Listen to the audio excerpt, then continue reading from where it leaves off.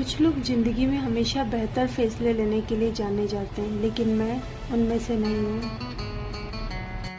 कुछ लोग रात को जल्दी सो जाते हैं, मैं उनमें से भी नहीं हूँ। सुबह की 3 बज रही है और मुझे अभी तक नींद नहीं आई है।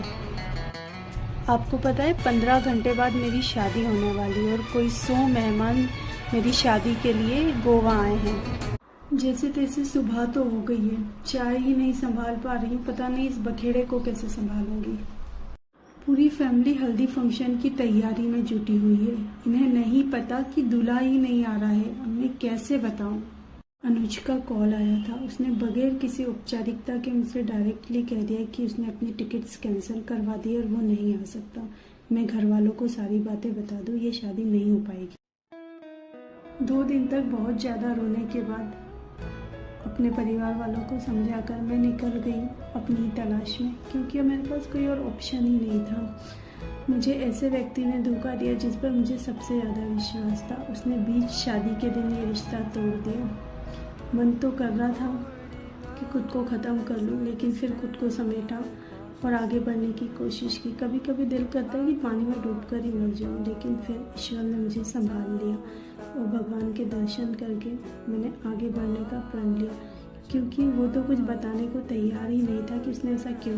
भगवान जी के आगे प्रण तो ले लिया था कि अब आगे बढ़ना है, लेकिन ऑफिस आते ही मुझे उन सारी पुरानी यादों ने घेर लिया। याद है मुझे वो मेरा सीनियर मैनेजर बनकर आया था। पहले तो हमारे बीच काफ़ी नोकझोंक हुई, लेकिन धीरे धीरे ये रिश्ता दोस्ती में बदल गया। और उसके दिल में क्या था ये मुझे उस दिन पता चला जब शिवरात्रि पर उसने मुझे गिफ्ट दिया। फिर एक शाम उसने मुझे एक अंगूठी गिफ्ट की और मेरे माथे को प्यार से चूम लिया। मैं समझ ही नहीं पा रही थी सब क्या हुआ। मेरे अंदर से एक आवाज़ तो आई कि सब कुछ बहुत ज़्यादा जल्दी नहीं हो रहा है, लेकिन फिर मैंने सोचा कि चलने दो, बहुत कुछ बहुत प्यारा महसूस हो रहा है। और फिर ऑफिस की तरफ से मुझे मेरा फ्लैट में मिल गया। ऐसा लगा कि अब हमारा घर बस गया और हम लोग साथ ही रहने लगे। वो महसूस किया जो शब्दों में बयां नहीं हो सकता, और ये वाकई में फिल्मी नहीं था, बहुत प्यारा था। बिना कारण बताए तुमने मुझे बिन ब्याही दुल्हन बनाकर छोड़ दिया अनुज। मैं तुम्हें कभी माफ़ नहीं करूँगी। मुझे पता भी नहीं मेरी गलती क्या है और मैं किस गलती की सजा भुगत रही हूँ। अब सब खत्म हो गया अनुज, और मेरी थकान भी।